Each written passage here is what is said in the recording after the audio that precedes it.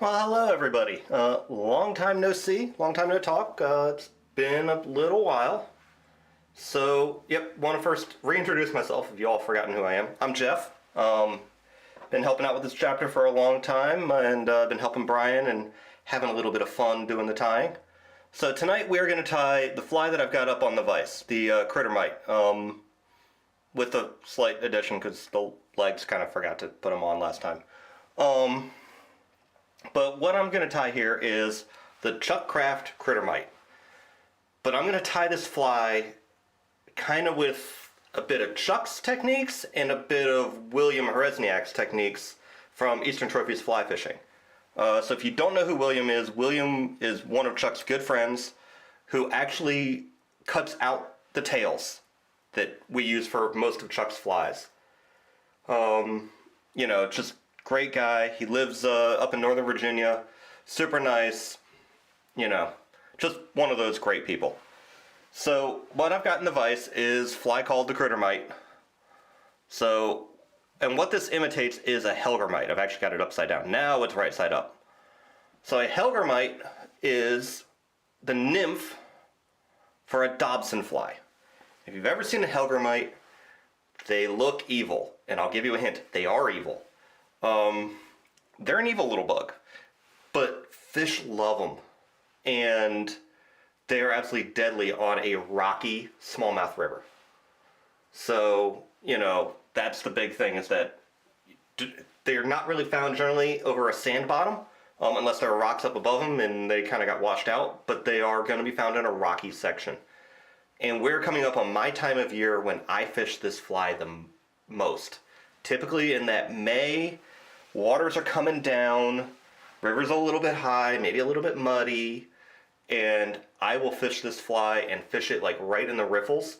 And at the end I'll talk about fishing this fly, but that's when I'm going to fish it. So really, this is a pretty simple pattern. Like I said, I kind of stole some from Chuck, some from William, and I'll describe where I took from who.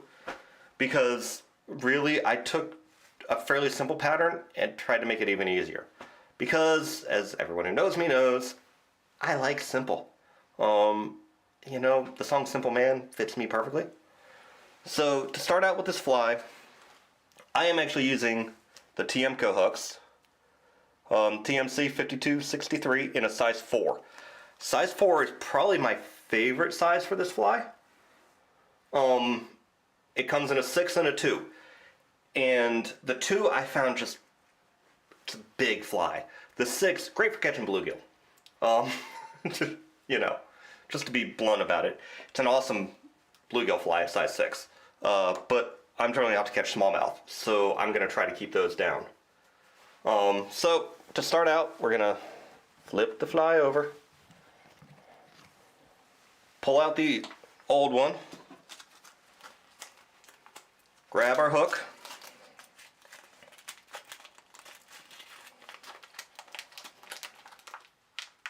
and I was going to tie this fly in black. So it comes in actually a bunch of colors, but black, the color we're tying in is called wood, and olive are my 3 favorite colors to tie this in. So this does use some specialized materials that you do have to order. Well, you don't have to order online, but you can definitely order them online. I have a small fortune's worth, so I don't have to order for a little while. Every once in a while I gotta call William for this or that little things. So, start out with this fly. Put it on. Basically just get our thread started. And then while we're doing that, we realize that we didn't tighten up the hook enough.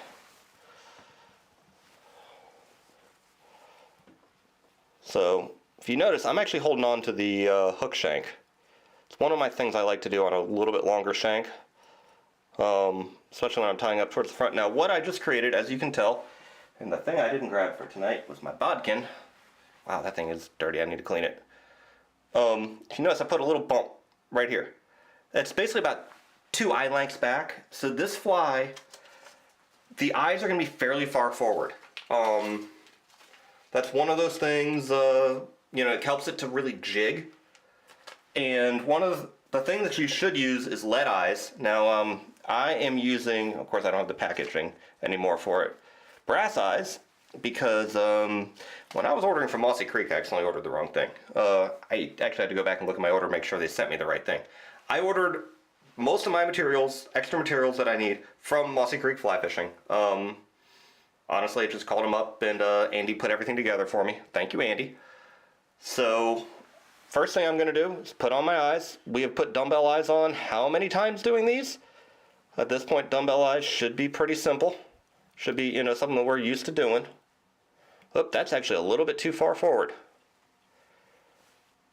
So looking at that, I could tell that was too far forward. We want it close to the front, but we don't want it on the front of the fly. There we go. Now I'm sure Chuck would have had some sort of a measuring set up to make sure that the eyes were in the right place. I don't. I am not Chuck. So, you know, starting to look more and more like him every day. My beard is starting to look like his. I will say that. I'm kind of saddened by how much gray there is. So now we're going to run the thread all the way back. I like to put down just a little base coat of thread. So, next thing we're going to do is we're going to put on good old, large dark brown. It actually should be wood colored because I don't have the right stuff. I thought I did. Welcome to my world. You know, guys, I'd love to tell you I've got every material known to man, but I don't. Yeah, Brian's talking about fishing brook trout streams. Yeah, definitely is getting to be that time. I was looking at the Mossy Creek fishing forecast. So, okay, I got one dumbbell. Yep. But I looked at their forecast and I was listening to Brian talk about it as I was getting ready for tonight, and it was fun. Definitely wish I could get out and go brookie fishing a little bit, but it's not going to happen. I've got some other stuff to be doing. I'm going to move my light a little bit because it was kind of in the way. So, this fly's got something that's a little bit different from most things that we've done at this point. You actually want to go down into the bend a little bit. If you see, I went down, you know, basically, you know, maybe an eighth of the way into the bend, just a hint into the bend, and you'll see why in a bit. So here's one of the things that I changed from how William ties this fly. William likes to put hackle in. So he will wrap the chenille up and then put a hackle, kind of like a woolly bugger. So that's how William likes to do it. Chuck, on the other hand, will tie in his rubber legs right now. And I don't do that. So like I said, I'm going to be kind of doing a combination of the two. Both guys are awesome. You know, both fish very well. I just simplified the fly a little bit more, and I still catch plenty of fish. I'm not going to say lots of fish because that would be a lie. I don't get out enough to be able to say I catch lots of fish. So, and I know you guys are talking about going out brookie fishing and going out smallmouth fishing. Down in Richmond, it is shad season. Shad season is on like Donkey Kong. So I am this weekend going out for some shad. So we're going to wrap our chenille up all the way up to the front. If you notice, kind of one thing I'm doing is I kind of want to have a little bit of a, you know, well, with the chenille you get a little bit of a variegation. It almost looks like, you know, you put a, I don't know, kind of a, I don't know how to describe it. The black to brown. I can't think of the word right now. But now we're going to tie it off, and we want to run right up behind the eye.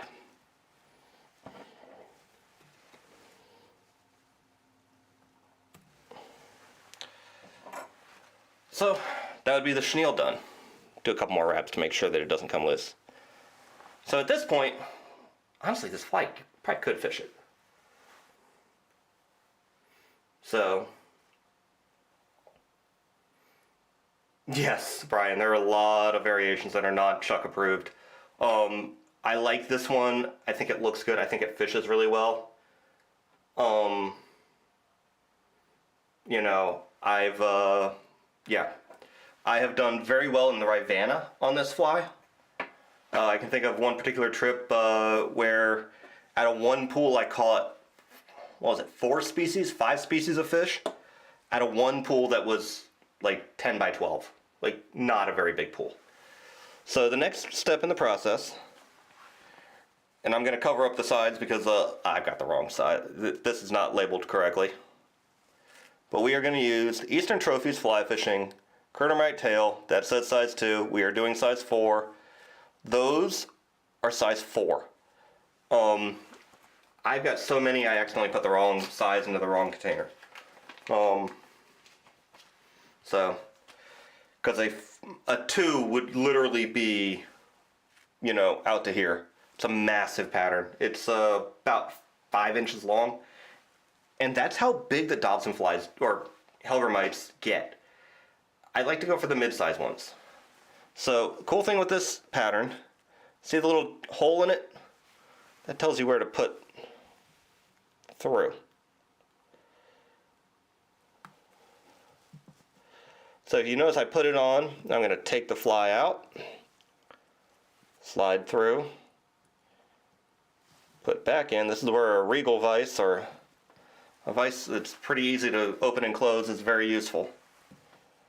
Okay, now I'm going to turn the fly upside down. The next part of this fly, and here's where I steal, you know, at this point, that is Chuck, that is William, they're both doing it the same way. Next part of this fly is I'm stealing from William. Chuck, like I said, would have tied in his legs. It's a pain to wrap hackle, or to wrap the chenille forward with that. So what I do is I take, you know, come on guys, our good old Loctite super glue.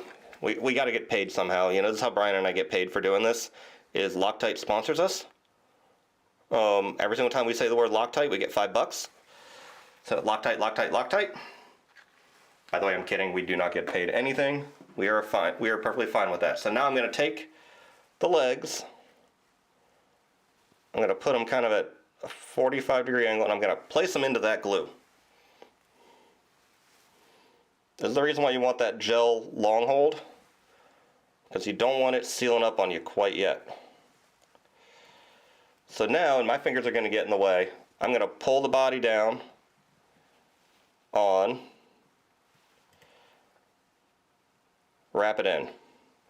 So if you saw, I glued my fingers to there's a little kind of tab here. Mine happens to be just a hint long.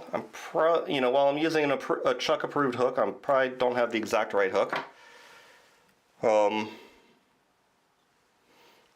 So that's fine. Just took a little bit off that tab.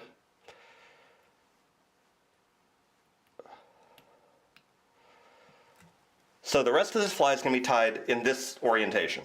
Now if you look, I got 4 legs hanging off of it. Yes, it would actually have, you know, it would traditionally have 6 because it is an insect, so it's going to have 6 legs, but, you know. Next thing I'm going to use, because again, guess what, I didn't have the right, totally the right materials. It is fine. I originally had intended on tying this in black, but realized I didn't have any black bodies. Got plenty of black tails, just don't have any black bodies. So I am using Calftail. Now, this fly was supposed to be tied with Squirrel. As we've discussed before, I don't have any Squirrel. Supposed to use Squirrel tail, dyed to whatever color that you're using. So this would be, you know, a brown Squirrel tail. If you're tying black, you'd use a black Squirrel tail. Squirrel tail has the big advantage of it's longer. So that makes it, you know, that makes it a little bit better for this fly. But what we're trying to do with this is, and I'll show you, I just got to get a good little section of this Calftail cut out. This is plain old Calftail. Nothing special. Well, they call it Kiptail. I call it Calftail. Same thing. Now, I just went and pulled out the underfur. I want to use what's in my left hand, this hand, for this fly. You ever notice we always are pulling out the underfur? Or generally pulling out the underfur on our flies. Oh, great. Okay. Yeah. I can tell you something, guys. Big smallmouth like these flies. So, I'm now going to tie in this tail, and I'm trying to get as much material as I can. Because Calftail isn't quite long enough. This is where your good old, what do you call it? Squirrel tail would be better. So the next material we're going to grab is, notice that a lot of this is coming from Eastern Trophies. I wonder why. Is the popper CM Crittermite head tail in size large for these. So I've got these. I use these tails also for. I have been trying to make Chuck's bugs. I'm gonna tell you something, totally worth buying them. I don't care if they're 15 bucks a piece. Worth it. So much work. So with this, what we're gonna try to do is we want to basically be able to tie it in, bend it back, and get it to kind of sit like that. So you kind of got to play with it just a hint. I'm going to shorten mine up just a hint because I like to. If you guys haven't figured out, these flies are always, how Jeff ties them, not necessarily how the fly was supposed to be tied. You can do a couple crossing wraps over there. But if you notice, I am doing everything with the fly upside down. Why? Because that's what you want to do. So, yep. Material just rotated on me. Stop rotating material. Fighting with me. It's fighting with me, Brian.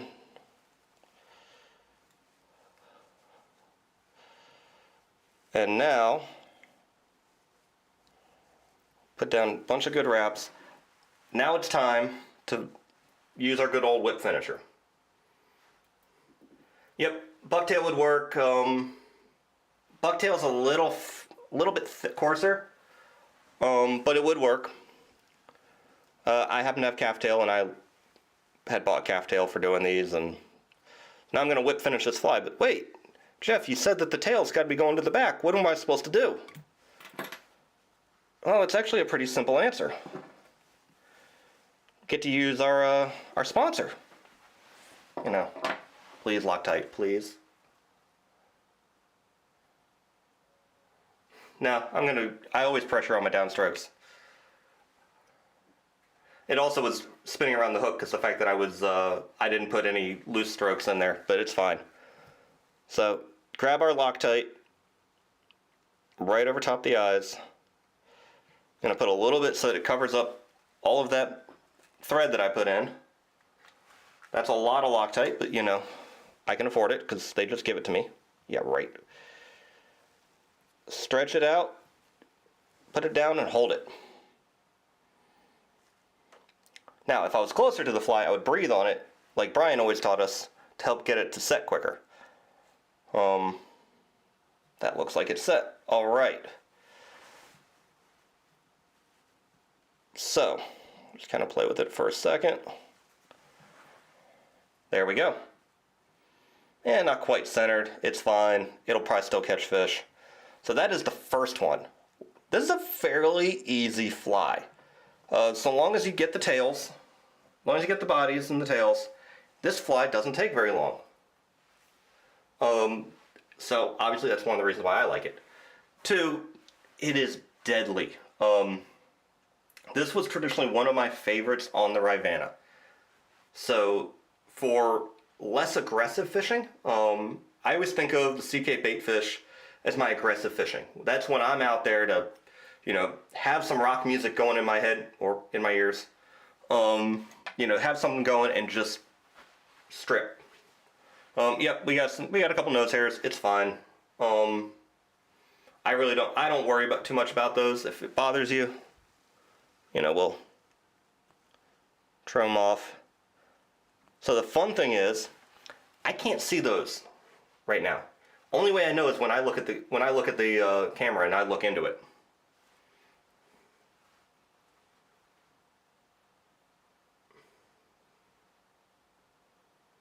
It's a fly that tied a couple times any fly.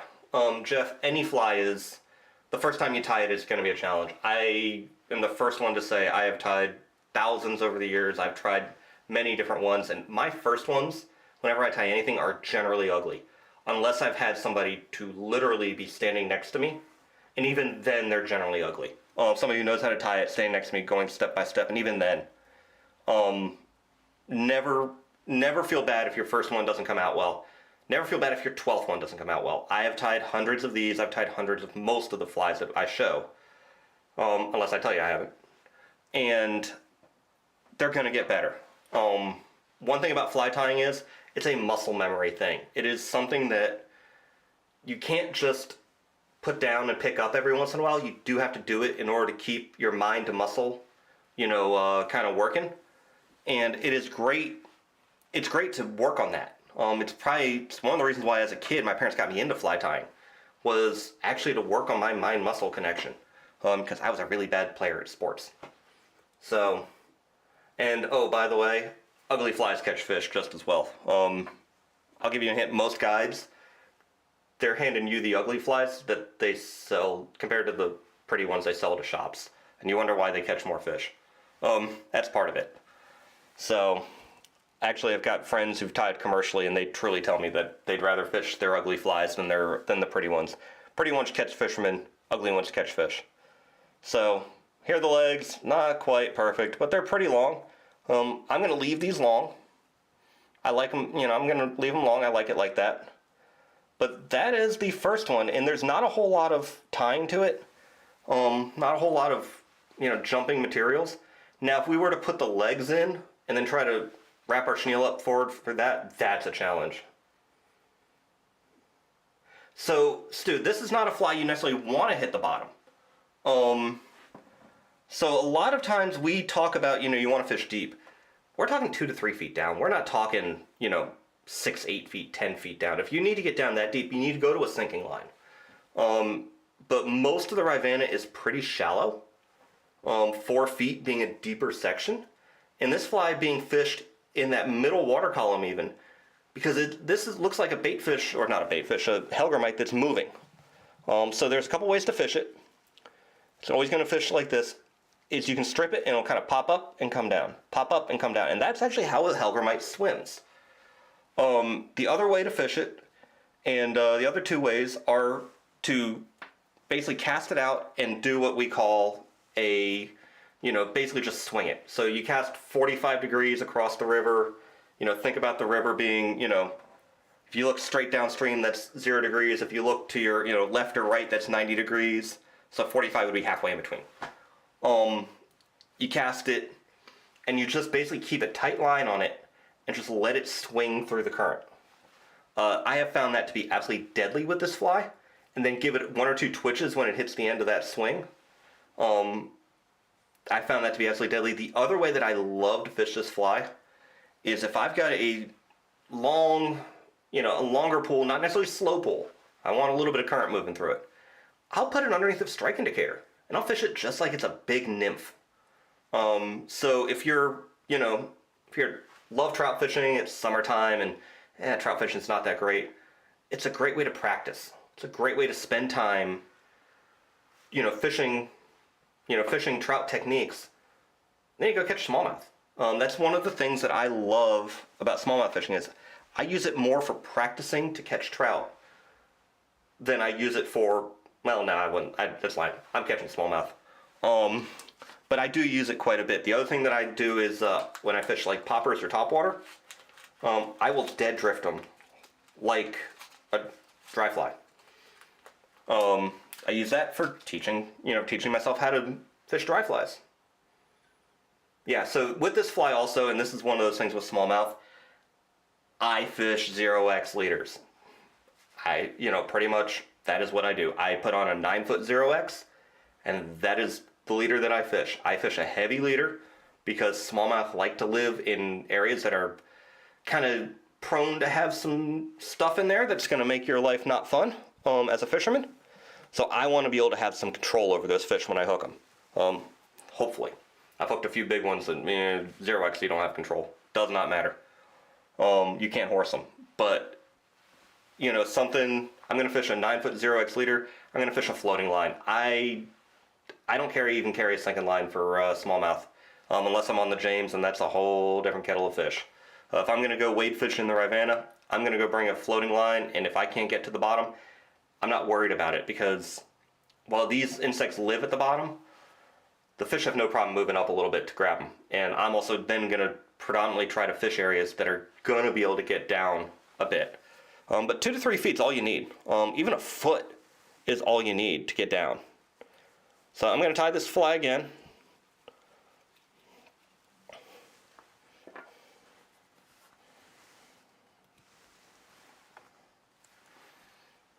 So start out, put our thread down, trim off our tag end. I'm not cool like some of the YouTube guys and can pop the thread. I'm not cool like that. I'm also tying on flat wax nylon 210 denier thread. So good luck just snapping that. So yeah, that's one thing I probably should have mentioned. Typically you're gonna tie this on like a 6/0 thread or like a 210 denier, you know, 140 denier. I'm gonna tie this on some, you know, some pretty honking thread. Don't be grabbing your 8/0, 10/0 that you use for trout flies, because this isn't a trout fly. Though, on a place like the Jackson River, trout do like this fly. If they get onto a rocky river, they will like it.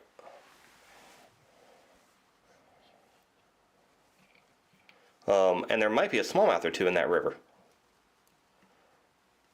Last time I fished it was actually a really great day of catching smallmouth when we went out for trout.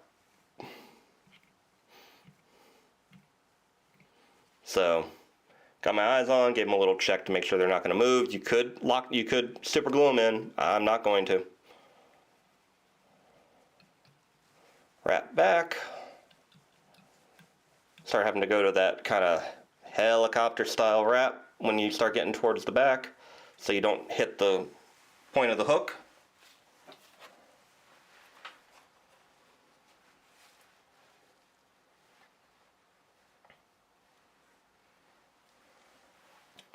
And one thing that I did, and I don't think I mentioned it before, is I just went and pulled on this material a little bit. If you notice, you can pull out and you just have got the center core. That makes life easy to tie this in. Loose wrap, tight wrap, bunch of tight wraps.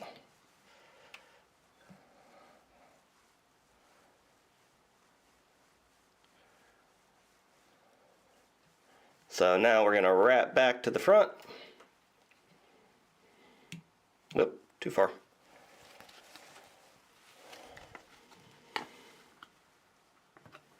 Getting a little low on my chenille. Looks like I got to go make another order with Mossy Creek. Sure, Brian and Colby won't mind.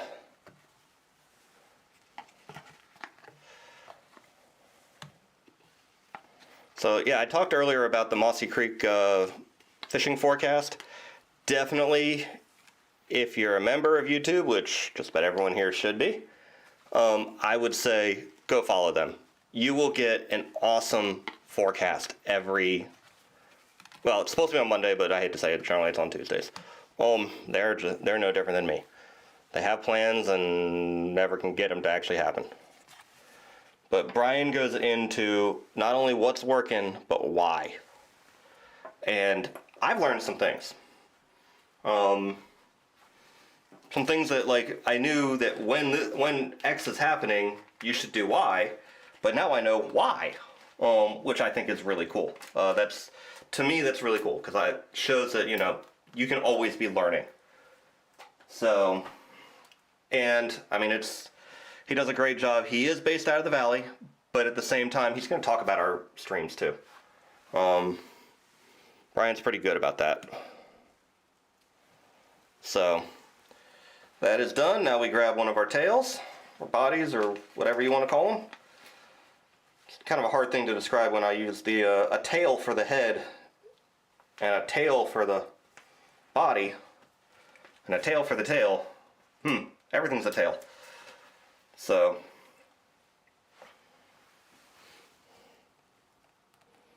Now here's one of the more oh man, I got it right. I got it pretty easily twice. That is one thing, guys, I always have a challenge with, is getting that, getting the hook point through that little hole. I don't know how many times I've just struggled with it.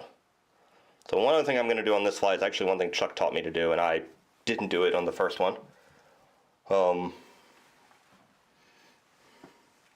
one other thing Chuck did teach me, and I'll kind of show you. I can't do it with brass eyes because you can't crush brass eyes, but he liked lead eyes for a reason. What he would actually do is, before tying them in, he would actually take a pair of pliers with the lead eyes and flatten out the eyes. He claimed that it helped with the drop rate of the fly and helped make it kind of glide. I can't, too close. It would kind of make the fly glide down through the water. Do I know if that's really true? I don't know, but you know what? It sounds really good. But like I said, I accidentally ordered brass eyes and not lead eyes because I was not thinking when I was ordering. I was thinking about some other stuff and ordered way too much. The joys of ordering online and not living close enough to be able to go grab stuff you need. Most fly shops carry these materials. Well, carry something like these. And the legs I'm using, these are round rubber legs. These are the standard Chuck Kraft round rubber legs. Yep. I got a leg underneath of the body. Pull you down, pull you forward.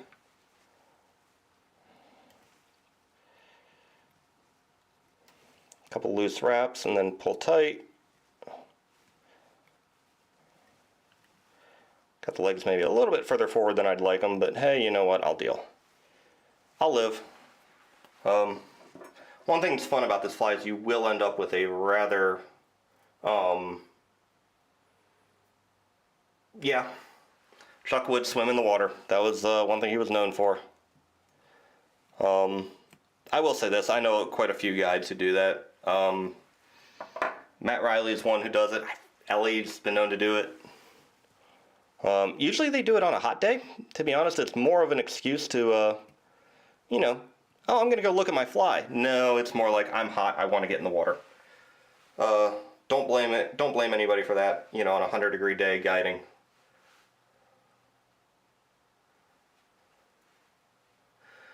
You could tie it with a cone head. It would change kind of the weighting of the fly. It'd also make it really hard to be able to get that head in correctly. Stu, I've never tried it with a cone head. I have tied a variation one time on a jig head. It worked, but not super well. It's one of those flies that, hey, I caught fish, but I'm not gonna, spend a lot of time afterwards, tying a whole pile more of them. I didn't like the way that it swam. Honestly, I didn't like the fish I caught. Caught a lot of bluegill, and, when I'm on the river, that's not my goal. Yeah, no, Brian, it's probably true, but it's one of those, yeah, by how much? Sometimes I just question it. Knowing some of the history, and so I kind of missed a little bit. I'm going to tie extra in. So since we had comments about the fact that I had some hairs hanging out over the front, I'm going to cut them out now. So I am not a professional tyer. I do not tie for shops anymore. I do not do any of that. I tie for myself, and I don't mind having a little bit. I don't mind a slightly ugly fly. In fact, I kind of prefer them. You guys last year got to see what my shad fly looks like, and you should know I go ugly.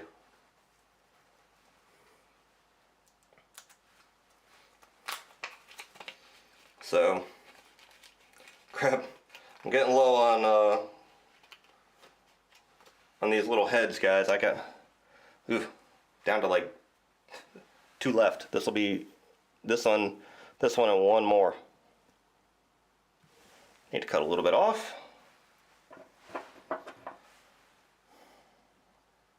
Now let's see if I can follow what Brian told me earlier and do this correctly. I doubt it. Brian knows I don't listen very well.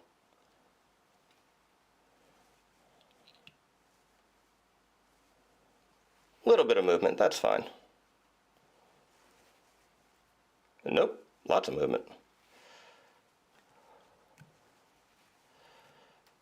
Put a couple of wraps to X-wrap over that and finish off the fly. Oop, and I'm out of focus. Why didn't someone tell me I'd gotten out of focus?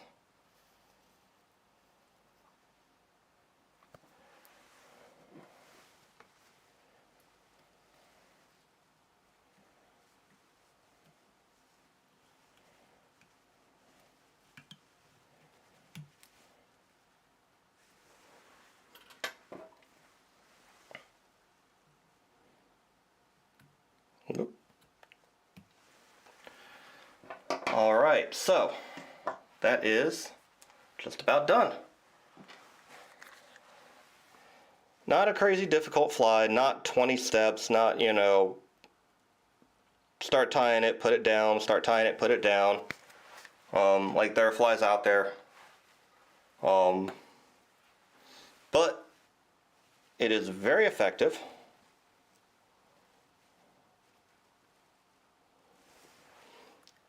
Very effective on smallmouth predominantly, largemouth, bluegill, suckers, carp. So, yeah, you know, it's one of those suckers, carp. I was just reading the comments. So, yeah, I mean, it's bluegill, suckers, carp. What else have I caught on this thing? I've caught a grass carp on it. I've caught common carp, I've caught smallmouth, largemouth, I've caught a rainbow on it. I'm sure if I put a size 6 in front of a brook trout, I'd probably catch brook trout on it. This is one of those great little patterns. And I kind of talked a little bit before about fishing it, but I'm going to really delve into it. So this is a fly I'm going to want to fish. Oh, I forgot, I was going to do one other thing. So here's one thing that I remember Chuck showing me. It's one of those distinct memories of sitting at the shop and Chuck talking about it. One thing he would always do, put a little bit of super glue right back there.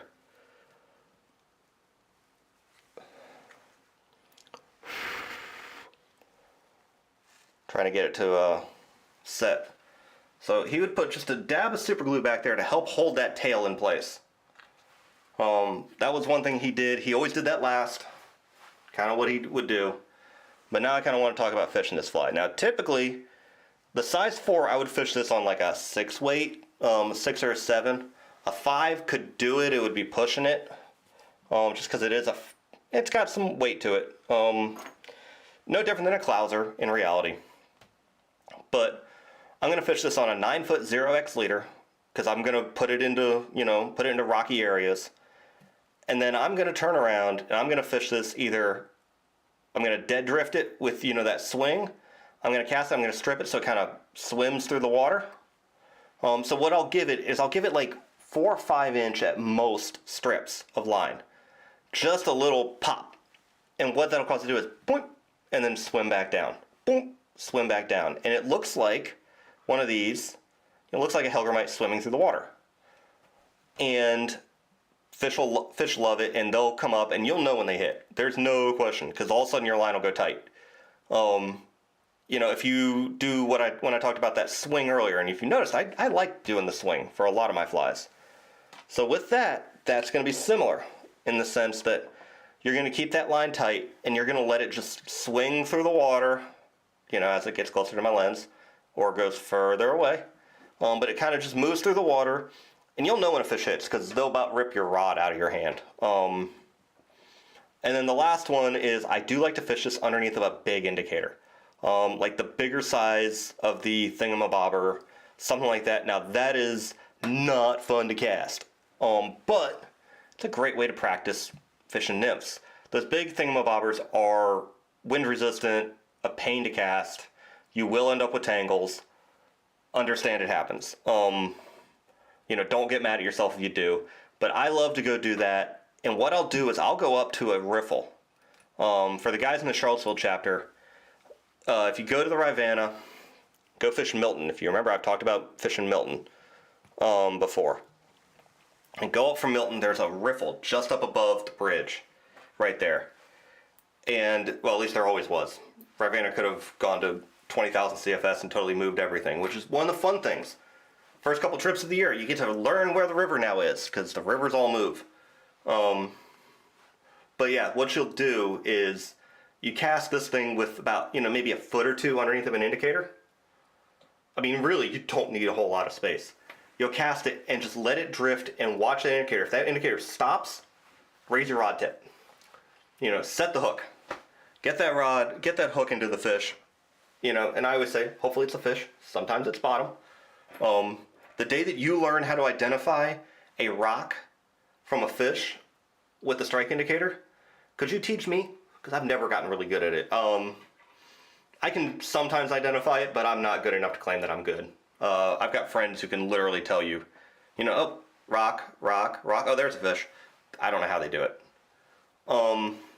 But, something like that, fish it, and it will catch you fish. Especially come, kind of middle, late April. Those fish are going to be sitting in those areas. And they're kind of resting as they're moving up or down the river for spawning. They should be going into pre-spawn right now. So that means that the big girls are coming up out of the James right now. They're moving into the Rivanna. The Rivanna's levels, hey Brian, have you looked at them lately? When I looked at them the other day, they were about 800 CFS. I'm actually looking more at Richmond lately, and Richmond levels are getting to be halfway decent. So hopefully we don't get a big rain event coming in anytime soon, which I don't see anything on the radar. But go fish this thing in the Rivanna. Go fish this in the North Fork of the Shenandoah. North Fork is much more weightable than South Fork. Okay, 320 CFS at South Fork, and that's where you like to pull from, Brian. I like to pull from Palmyra. It's just what it is. Yeah, lower than normal, but that doesn't mean low, because lower than normal means lower than normal right now for this time of year. So yeah, because I mean the Rivanna will be at 100 CFS for a good chunk of the summer, so the South Fork would be at like 80, 80 or 90. But go fish the James behind some of these riffles that you get in the James.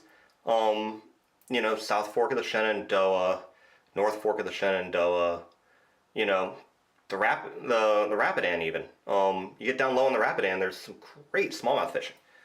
A lot of people don't know that. Rapidan is a great little smallmouth fishery. So for those of you in the northern side of Charlottesville, you've got that fishery right there. And, go fish something like this. This is the wood color. I like to fish it usually in wood or black. Olive has never been my favorite. Though I catch fish with it, it's just not my favorite. Black is probably my favorite, but unfortunately tonight I couldn't find any black. So, yep, Brian, under 300. Yeah, and that's, it's kind of also, you gotta learn where you like to go fishing and where you feel comfortable wading. So, I think the last time that I was on, I talked about how to fish, and I talked about there being an app, Riverwatch. Riverflows.net is what it was. Download, have an app, look at it before you go out and look at the water, get into it, and if you start feeling uncomfortable for anything, slightest bit of reason, get out. Moving water is not something to play with. I am very lucky I've not lost any friends to it, but I've had some situations where just bad. Both wade fishing and otherwise playing in the rivers. But so have some sort of an app, know what the water levels are, and kind of keep track of it. I actually for a long time kept a chart so that I would know and I would learn that, at this I feel comfortable. At this I don't feel comfortable. But kind of going back to fishing this fly, fish it. One thing, I always like to fish it below a riffle. So anywhere the water is kind of moving, it's doing a fall. Any of the falls, it's great. And because what it is, hellgrammites live in those rocks. And they move around, and what it is, they get knocked loose. Then they go for a little swim down the river. And as they're swimming down the river, they generally become food. So, and these are big meals. I mean, this is a fly that's, 2 inches long? Yeah, it's about 2 inches long. So it's a good size meal for a smallmouth. And it's got pinchers on the front. So that is one thing about a hellgrammite that this does not show, is they've got on the front a set of pinchers. If you ever find a hellgrammite in the river, don't let them pinch you. It hurts. I don't know about anything for the iPhone. Unfortunately, I have been on a Android for my entire smartphone career. I seem to remember this was the app that my old manager used too. So still, I've not tried this in really bright colors. Honestly, I think William does do it in a chartreuse. I've never seen it. At least I've never fished it in a chartreuse. I'm sure it would work. I'm a big fan of natural colors, and just sort of the way that I am. I'm not a big fan of the chartreuses unless I'm fishing streamers, or for striped bass, because if it ain't chartreuse, it ain't no use for striped bass. Yeah, just sort of, it's what I fish. If you want to try it, go ahead, do it. If you catch fish, let me know, because that's awesome. Anytime that you're catching fish is a good thing, and you don't ever rely totally on me, because I've got my opinions, and if you talk to Brian, he's got his opinions, and if you talk to pretty much any fisherman, they've got their opinions. And I always tell people, like, if you get 25 fishermen into a room and ask their opinion, you'll get 25 answers. We all have our own opinions. We all, even if we've listened to the same people, while we developed as fishermen, we're gonna have our opinions. Because it's just things that we found that, I caught a lot of fish on, black crittermites. Well, could it be that I went out one time, caught a bunch of fish, the first time I fished the crittermite and caught fish was, I used a black crittermite, and, oh man, so whenever I would put it on, I'd go for black, because the fact that that's what I caught fish on. That is what fishermen call confidence. And that right there is part of catching fish and kind of figuring it out, is developing that little bit of confidence in patterns. And sometimes that takes listening to other people who go, hey, this is what I fish. And that will get you, that'll get you where you're going to, catch a couple fish, and then you've got confidence. I, for years, for brook trout, only fished the Mr. Rapidan, because the first time I went and actually caught fish on a Mr. Rapidan. Years later, we all know that changes.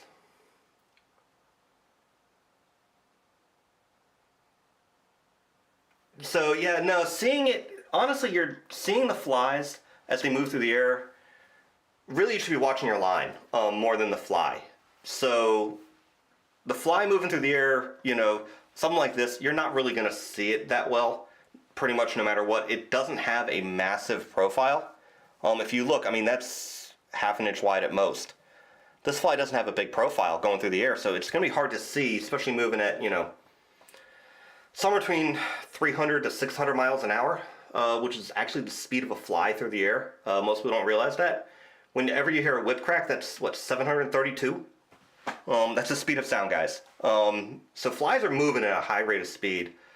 So, for you to be able to see it in the water, well, that's up to you. Whether the fish see it. So, fun one. Bright days, bright colors. Dark days, dark colored water. So, what we've got right now, because it's, springtime, we got a pile of runoff. You want to go with dark colors. It is one of those counterintuitive things that makes total sense. At least once you learn about it. So bright colors, the fish, when it's clear water, they can see, and they're working completely off of sight. Dark colors silhouette better. So they're gonna, kind of like if you wore all black and tried to play tag at night and couldn't figure out why everyone was finding you, but then your friend who was wearing another color, like let's say red, was harder to find. That's why. You want a silhouette in darker colored water. So a fly like this, you'd want in darker colored water.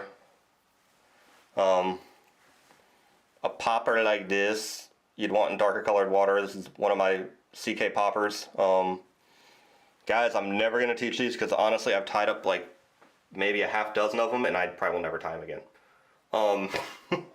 Honestly, they're just not worth it to me. They catch fish really well. I'm just willing to pay for them. There are lots of hours of work for the possibility of me hanging 20 feet in a tree. So, but yeah, this is the kind of thing I'm gonna fish in, you know, those, you know, more natural colors, just like the Claudad CK baitfish. Ooh, no, that's gonna be in chartreuse, white, gray, black, every other color they do. Pink is a good one. Pink tail, chartreuse body, one of my favorites. So that's sort of, you know, this fly. It's a great pattern. Hope everyone gets out and ties it a bit. You know, learn if you need to. That's the reason why we do these on YouTube, is because they're always available afterwards for you guys to be able to look at. You know, if you want to tie it and start thinking, well, what did Jeff do? Put on my video.